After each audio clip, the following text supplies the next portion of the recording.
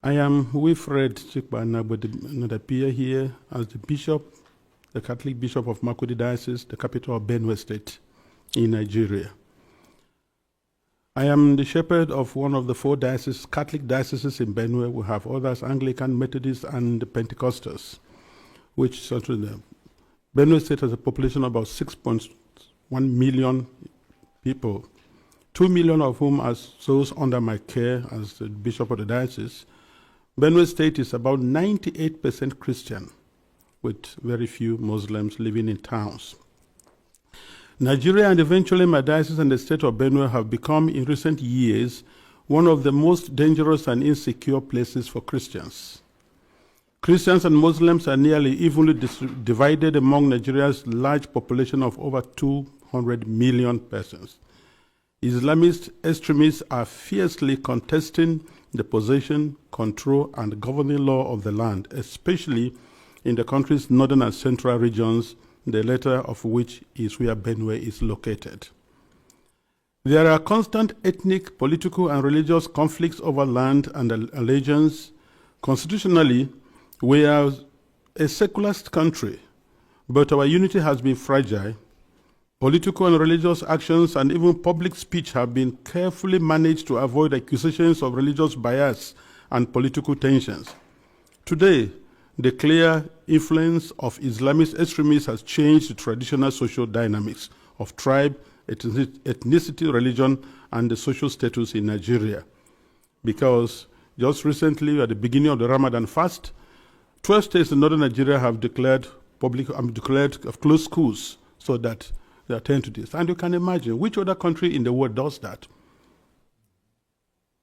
Saudi Arabia is not doing it. Afghanistan is not doing it. Baghdad is not doing it, but then Nigeria is practicing. What kind of Islam are they practicing?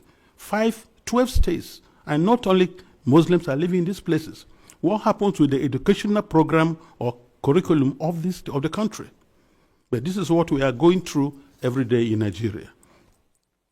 A long-term Islamic agenda to homogenize the population has been implemented over several presidencies through a strategy to reduce and eventually eliminate the Christian identity of half of the population. This strategy includes both violent and non-violent actions, such as the exclusion of Christians from positions of power and adoption of such church members, the raping of women, the killing and exploitation of Christians, the destruction of churches and farmlands of Christian farmers, followed by the occupation of such lands by the Fulani herders, and also changing the names of these villages.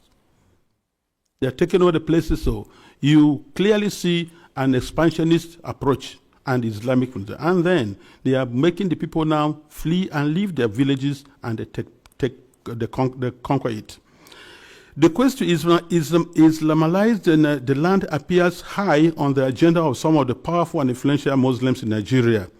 There is a campaign to take land to spread Islam, and there is the hemorrhaging of Christian farmers from the central region of Nigeria and Benue State, and Makurdi Diocese in particular, as they are forced to abandon fertile lands that used to feed the nation, which classify Benue as the food basket of the nation.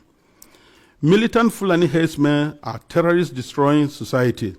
They steal and vandalize, they kill and boast about it. They kidnap and rape, and they enjoy total impunity from the elected authorities. None of them have been arrested and brought to justice. This is supported by the corrupt system in which we operate and the abject poverty among us, which allow the criminals to easily attract more recruits and prey on more victims. Why is this happening? Is it really a religious war? Like in the past, many jihadists are motivated less by religion than by spoils of war and use their religion to impose themselves. In my diocese, the spoils consist mainly of fertile, well-tended land organized around my parishes or so. The jihadists come and adopt and kill the priests, leaving thousands without support and basic human services. And of course, when they disperse the people, the inhabitants, or the citizens, or the people of the lands, they take over. And any attempt to go back and take care of your farms, surely you get killed. The Makurdi Diocese in Benue State has been the epicenter of the invasion by these herders, who are more like hired guns of cattle oligarchies, who manipulate religion to rally the headers to eliminate the Christian population and cleanse the land in the name of Islam. This objective is behind the relentless attacks against Benue's villages. When we call for help to the police and the army, they do not come. At the end of 2024, several villages were warned by the attackers of the upcoming violence, and the leaders called the police for defense ahead of time, but they did not come, and the Christian massacres, almost customary, took place, killing hundreds in Plateau and Benue, with the worst massacre claiming 47 people. The militant also burned down the 8 Catholic churches of St. Mary's Parish in the Diocese of Boko, which in Benue State, as well as the parish house, clinics, schools, and other houses. The militant Fulani herdsmen bear on defenseless villagers without consequences. They follow orders to conquer, kill, and occupy. They attack even those who have managed to escape into our IDP camps. Thereby, they have no place to run to. And it is unfortunate that the police system in Nigeria, orders have to come from above. And such that once there's a call, and they say they have never responded. And by the time they arrive, these people have left, and the people are now living in the pool of their blood. What I have recounted above is happening not only in Benue State. I believe our experience in Benue is symptomatic of what is happening elsewhere in large parts of Nigeria. The experience of the Nigerian Christians today can be summed up as that of a church under Islamist extermination. It is frightening to live there. Apart from the violent campaigns and attacks against Christian villages, there are now attempts by the Islamic Council of Nigeria and various Islamic groups to impose Sharia law on the Christian populations. Already, 12 states in the north of Nigeria are under this sectarian religious law, and attempts to extend the same to the south of Nigeria, which they have started. This month, governors in the north decided abruptly to close all schools and education institutions during the months of Ramadan, leaving millions of students without learning opportunity for 5 weeks. We live in fear because at any point it can be our turn to be killed, but to remain silent is to die twice. So, I have chosen to speak. I speak on behalf of the millions who are in the camps. In Benue State, in Makurdi Diocese alone, in my diocese, I have about 9 camps. 9. On the 5th of March, which was Ash Wednesday, we visited one of the camps, and many of my priests and religious went to the other camps, distributed them to begin the Ash Wednesday with our faithful who are there, because we are the voice of the voiceless. We have to talk for the defenseless. We have to talk about the weak and those who cannot talk about themselves. In one of the camps called the Mega Camp, there were over 3,000 inmates of that camp, and which was a record given to us by government. I speak on behalf of them and those children who have no husband, who have no father, and even their own voices taken away by the politicians who promised to help them, but have become the willing tools of the jihadists because they are talking politically correct statements, looking for next elections to come. I speak on behalf of those whose loved ones have been killed, but no one has even offered a word of consolation to them. I speak on behalf of the thousands of young girls who have been adopted and raped because no one, not even the media, mentions them anymore. Foremost, I speak on behalf of my flock who are unable to worship freely and unable to return to their ancestral farms and homes because that land has been ruthlessly taken from them by the armed herdsmen. And where they say they want to live in peace with the natives, if you must farm, you have to pay tax to hire the land which belongs to you. That is slavery, to say the least about it.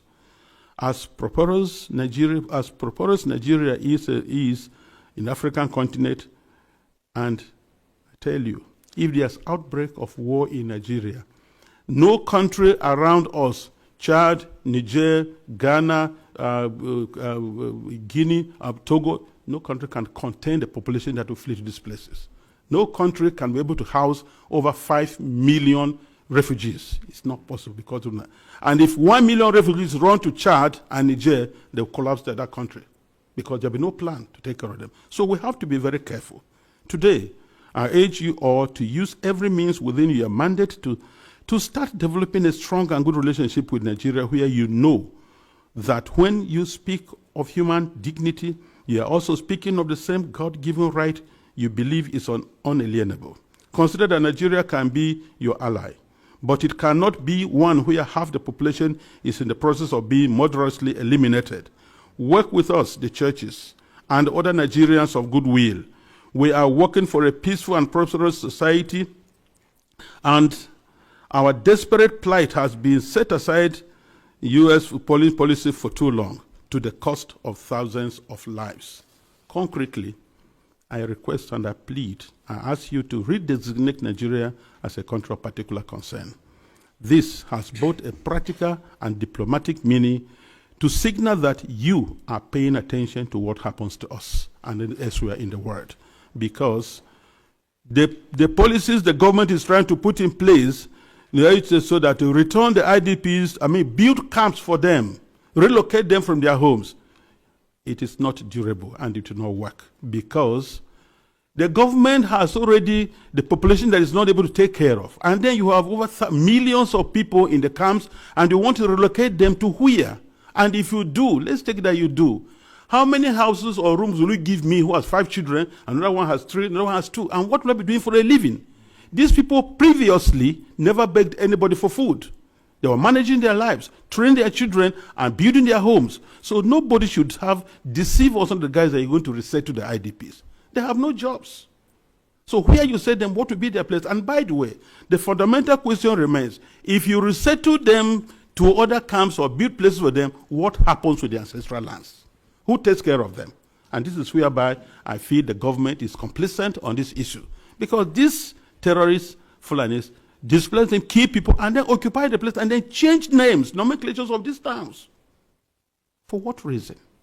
So we want to let the people go back to their homes and help for them to rebuild their lives. I implore this august body to insist on the return and rehabilitation of all the IDPs to their ancestral lands, and not to relocate them to other constructed camps elsewhere, which is an invented solution now being pushed in the Benue State government. And I tell you, Nigeria government can do that once they have to be accountable.